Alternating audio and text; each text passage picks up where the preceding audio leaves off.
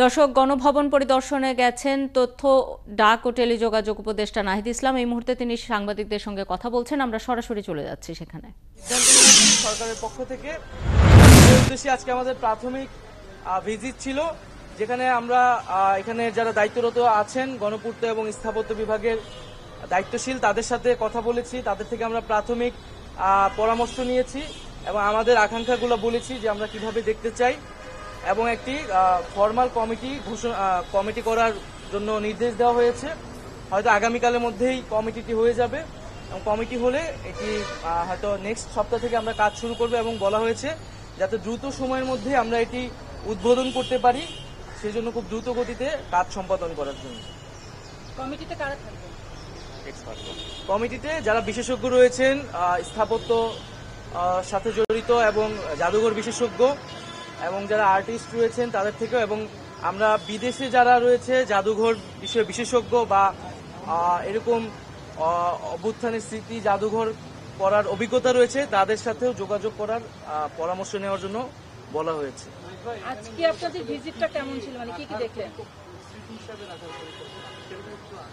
এখানে প্রথমত যে এই যে 36 দিনের যে অভ্যুত্থানটি, সেই অভ্যুত্থানের পুরো সামগ্রিক স্মৃতিটা থাকবে, দিনলিপিতে থাকবে। আমাদের যে শহীদ যারা হয়েছেন এই আন্দোলনে তাদের স্মৃতি থাকবে, তাদের তালিকা থাকবে। এবং এই আন্দোলন ছাড়াও গত 16 বছরে আমরা এই অভ্যুত্থানটাকে তো একটা 16 বছরের একটা লড়াইয়ের একটা মুহূর্ত আমরা 5ই আগস্টে পেয়েছিলাম। এই পুরো 16 বছরে যে আমাদের যেই নিপীড়ন হয়েছে, যারা গুম হয়েছে তাদের তালিকা থাকবে, এবং যাদের বিচার বহির্ভূত হত্যা হয়েছে এই সকল বিষয়গুলার একটা রিপ্রেজেন্টেশন থাকবে। এবং যেখানে আমরা সিদ্ধান্ত নিচ্ছি এই যে স্থাপত্যটা এখন ভগ্নাবশেষ অবস্থায় আছে সেটিকে সর্বোচ্চ সেই অবস্থায় রেখেই আমরা এই জাদুঘরটি করা হবে, এবং এখানে কিছু ডিজিটাল রিপ্রেজেন্টেশনও থাকবে। আমরা এই ভগ্নাবশেষগুলো রেখেই আমরা কিছু ডিজিটাল কার্যক্রমের মাধ্যমে জাদুঘরটি থাকবে, এবং পুরো 16 বছরের আমরা একটা চিত্র সেখানে তুলে ধরার চেষ্টা করব। আপনারা যে পরিষদে আলোচনা করেছিলেন, উপদেষ্টা পরিষদে এই কথাটি উঠেছিল কিনা যে আসলে যারা পরবর্তী সরকার প্রধান যারা হবেন, যিনি হবেন তার বাসভবনটি কোথায় হবে, সেক্ষেত্রে সেই সিদ্ধান্ত কিছু হয়েছে? যেহেতু এটা প্রধান দেখলেন, আজকে কি পরিস্থিতি দেখলেন এটাও বলবেন, ওইটা তো পরের আলোচনা। হ্যাঁ, পরবর্তী প্রধানমন্ত্রীর বাসভবন বিষয়ে সেটা পরবর্তীতে আলোচনা হবে। এখন আমাদের যে প্রধান উপদেষ্টা ডক্টর মোহাম্মদ ইউনূস, তিনি যেখানে আছেন যমুনাতে, তিনি সেখানেই থাকবেন। আর যেটা বললেন যে এখন যে অবস্থা, এখন আমরা ভিতরে দেখতে পেয়েছি যে এখানে প্রচুর দেওয়াল লিখন আছে, গ্রাফিতি আছে। যারা সেদিন এসেছিলেন, স্টুডেন্টরা এসেছিলেন, তারা তাদের ক্ষোভ প্রকাশ করেছেন। এবং এখানে অনেকে কিছু ফার্নিচার, আসবাবপত্র যেগুলো লুটপাট হয়েছিল সেগুলো কিন্তু মানুষ আবার রেখে গেছে, সেগুলাও সংরক্ষণ করা হয়েছে। এবং ভাঙচুর রয়েছে, মানুষের ক্ষোভের বহিঃপ্রকাশ পুরা বিল্ডিংটার চারিদিকে ছড়িয়ে রয়েছে। আমরা চেষ্টা করব সেই ক্ষোভগুলোকে যথাসম্ভব ইনটেক রেখেই জাদুঘরের কার্যক্রমটা করার। আরেকটা জিনিস জানবার ছিল আমার, সেটা হচ্ছে যে ধরেন এটা তো এত বছর ধরে প্রধানমন্ত্রীর আবাস হিসেবে ছিল, অনেক প্রধানমন্ত্রী ছিলেন, সেই হিসেবে কোন ঐতিহাসিক নিদর্শনকে মনে হয়েছে সেটাও রক্ষা করা দরকার? এই 1 টাকা দিয়ে তো মালিকানা নিয়ে নেওয়া হয়েছিল না?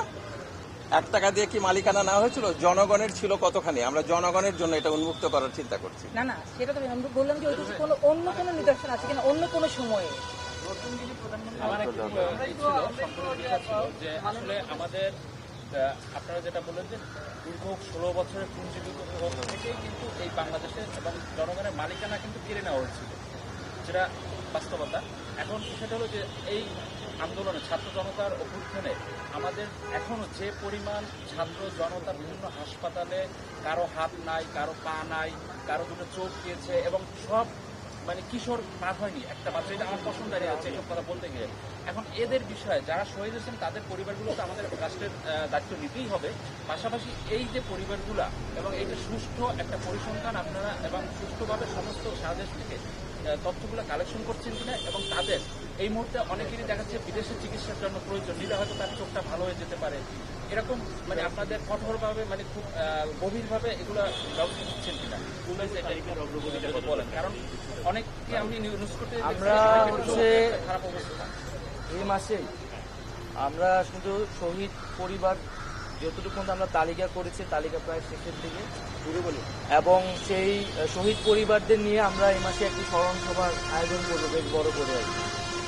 এবং সেখানেই মূলত ফাউন্ডেশনের দিক আমরা কার্যক্রমটি চলছে, আর সেটির ঘোষণা হবে, এবং আমাদের যেই আহতদের ব্যাপারে এবং শহীদ পরিবারদের ব্যাপারে যে কমিটমেন্টগুলো আর্থিক এবং অন্যান্য প্রতিশ্রুতিগুলো সেখান থেকে দেওয়া হবে, এবং যে তালিকাটিও সেখান থেকে আমরা ঘোষণা করব। এটা এই মাসের মধ্যেই হবে। মাননীয় উপদেষ্টা আজিজুর রহমান স্যারের কাছে একটু জানতে চাই, আপনি একেবারে মানবাধিকার নিয়ে নানা ধরনের কাজ করে থাকেন।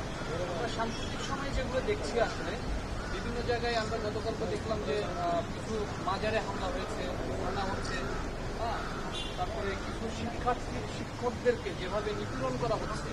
তো আপনি একজন মানবাধিকার কর্মী ছিলেন, এখন একটা গুরুত্বপূর্ণ দায়িত্ব রয়েছেন, পাশাপাশি এই অনেকেই মানবাধিকার কর্মী রয়েছেন। সেই জায়গাগুলোতে আসলে কি ধরনের ব্যবস্থা আপনারা নিচ্ছেন? কারণ এই আন্দোলনটা হয়েছিল মানুষের মানবাধিকার রক্ষা করার জন্য। সেখানে কি এই মানবাধিকার লঙ্ঘন হচ্ছে কিনা সেটা কি? আমরা এই ব্যাপারে খুব সিরিয়াসলি দেখছি। আমরা এই ধরনের ঘটনা যেন না ঘটে সেটার জন্য উদ্যোগ নিচ্ছি, এবং বারে বারেই আমরা এই ব্যাপারে আমাদের নিজেদের পক্ষ থেকে যতদূর এই আইন শৃঙ্খলা রক্ষাকারী বাহিনীকে ডিপ্লয় করে কাজ করা যায় সেটা চেষ্টা করছি। আমরা এটা একেবারেই গ্রহণযোগ্য না, এটা বারে বারে বলেছি। আমরা এর বিরুদ্ধে প্রথম দিন থেকে এটা অবস্থান নিয়েছি।